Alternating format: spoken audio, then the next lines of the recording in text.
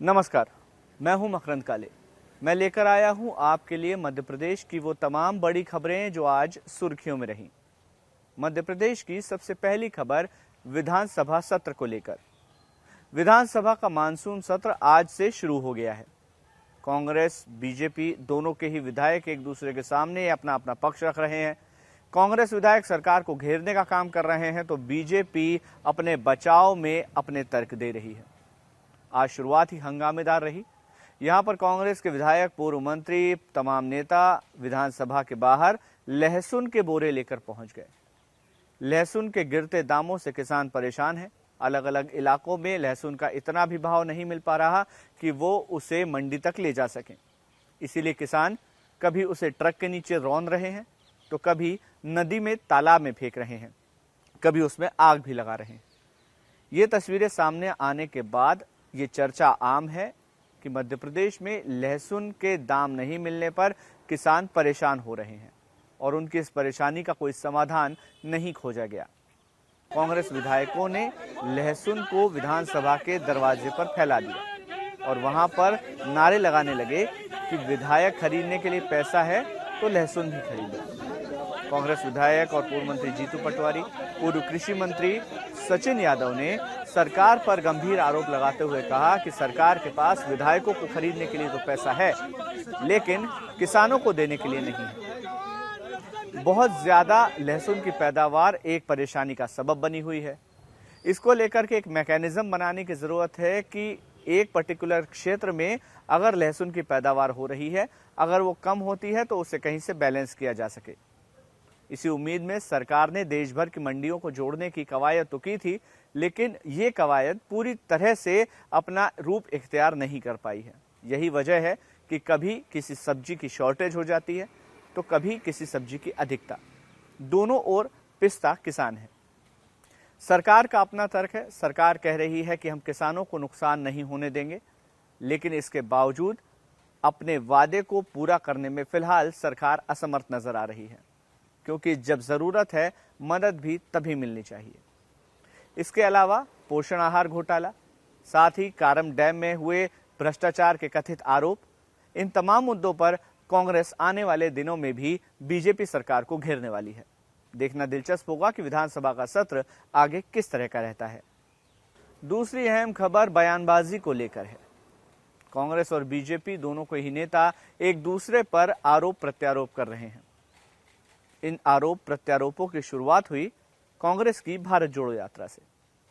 भारत जोड़ो यात्रा के दौरान राहुल गांधी ने जो टी शर्ट पहनी थी, उस टी शर्ट की कीमत को लेकर यह चर्चा शुरू हुई। टी शर्ट हजारों रुपए की थी, उसकी असल कीमत शायद 50,000 या 1 लाख रुपए हो सकती है। अलग अलग बीजेपी के नेता अलग अलग दाम बता रहे हैं कि बहुत महंगी विदेशी शर्ट पहनकर राहुल गांधी यात्रा कर रहे हैं। इसके बाद कांग्रेस ने भी ये कहा कि आप यात्रा का मंतव्य देखिए।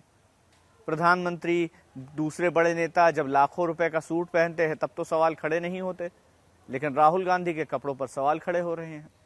जब इस मामले में कमलनाथ से सवाल किया गया तो उन्होंने कहा कि राहुल गांधी कुछ भी पहने, बीजेपी के पेट में दर्द क्यों हो रहा है।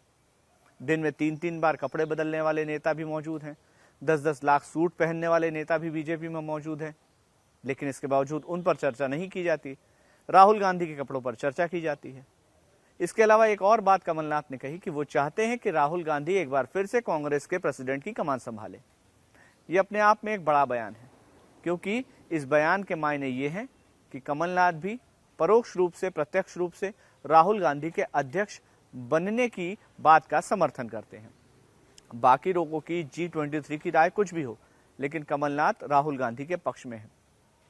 इसके अलावा एक और खबर वायरल हुई, एक और तस्वीर वायरल हुई, जिसमें कांग्रेस के कुछ नेताओं ने खाकी निक्कर पर आग लगी हुई दिखाई और ये कहा कि भारत जोड़ो यात्रा देश को जोड़ने के लिए है और जो लोग नफरत की आग फैला रहे हैं, ये तस्वीर उनके लिए।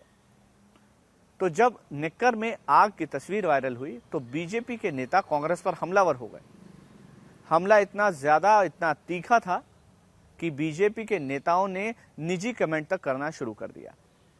इस बात को लेकर कमलनाथ से और नरोत्तम मिश्रा दोनों से सवाल किए गए। नरोत्तम मिश्रा ने कहा कि देश में आग लगाने की बात करने वाले निक्कर में आग लगा दे तो क्या बुरी बात है, क्या बड़ी बात है।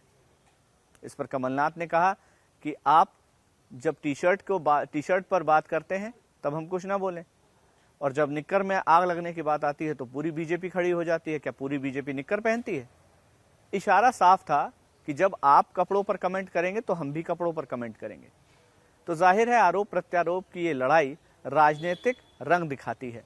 आने वाले दिनों में जब तक ये भारत जोड़ो यात्रा चल रही है, जो मध्य प्रदेश में भी कुछ दिनों बाद आने वाली है, जाहिर है उसके आने के बाद राजनीति एक अलग रूप इख्तियार करेगी। तीसरी और महत्वपूर्ण खबर मध्य प्रदेश की राजधानी भोपाल से ही है। खबर काफी दर्दनाक है। यहां पर बस ड्राइवर के द्वारा एक 3 साल की बच्ची के साथ दुराचार की घटना हुई है।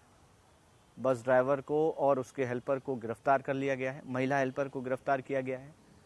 बच्ची ने अपने साथ हुई इस घटना का जिक्र घर वालों से तो नहीं किया, लेकिन कुछ दिन के बाद जब घर वालों को आशंका हुई कि बच्ची के साथ कुछ गलत हुआ है तो उन्होंने इस बात की कंप्लेंट स्कूल वालों को की।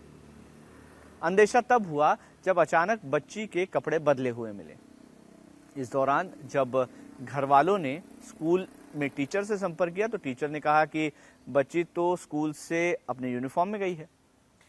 घर वालों को शक हुआ और उन्होंने ड्राइवर और जो क्लीनर है, जो महिला क्लीनर है, उनसे पूछताछ की, केयरटेकर से पूछताछ की।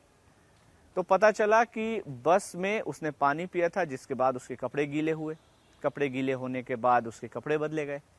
लेकिन इस सब के बीच सवाल तब खड़ा हुआ जब उस बच्ची ने अपने माँ बाप से कहा कि अंकल मुझे बैड टच करते हैं। तब जाकर घर वालों की आंख खुली और उन्हें अंदेशा हुआ कि बस का ड्राइवर किसी तरह की अश्लील हरकत कर रहा है। आनन फानन में पुलिस में जाकर कंप्लेंट की गई, राइटिंग में महिला थाने में कंप्लेंट दी गई। फौरन बस ड्राइवर और महिला हेल्पर दोनों को गिरफ्तार किया गया। शुरुआती जांच के मुताबिक बस ड्राइवर ने अपना जुर्म भी कबूल कर लिया है। मध्य प्रदेश में लगातार नाबालिग बच्चियों के साथ दुष्कर्म की घटनाएं बढ़ रही हैं। हाल के दिनों में अगर सरकारी आंकड़ों की माने तो एनसीआरबी में बच्चियों के साथ बलात्कार और उनसे छेड़छाड़ के मामले में मध्य प्रदेश नंबर 1 पर है। कहीं ना कहीं मध्य प्रदेश के लिए एक बहुत बड़ा कलंक है, जो सरकार और पुलिस के माथे पर भी बल लाता है। सरकार का तर्क यह है कि चूंकि सारी एफआईआर दर्ज होती है, 100% एफआईआर दर्ज होने का नियम है, इसीलिए आंकड़े बाकी प्रदेशों के मुकाबले ज्यादा हैं। तो क्या सवाल उठता है, बाकी प्रदेशों में आंकड़े छुपाए जाते हैं? अगर ऐसा नहीं है तो मध्य प्रदेश में ही बच्चियों के साथ बलात्कार के मामले इतने ज्यादा क्यों हैं? क्या कानून का खौफ नहीं है या फिर कोई और वजह है? आंकड़ों की हेरफेर में ये बात गौर करने वाली है कि सामाजिक तौर पर भी एक अभियान चलाए जाने की जरूरत है, एक जागरूकता की जरूरत है, जो बच्चियों से अपराधों के मामले को कम कर सके।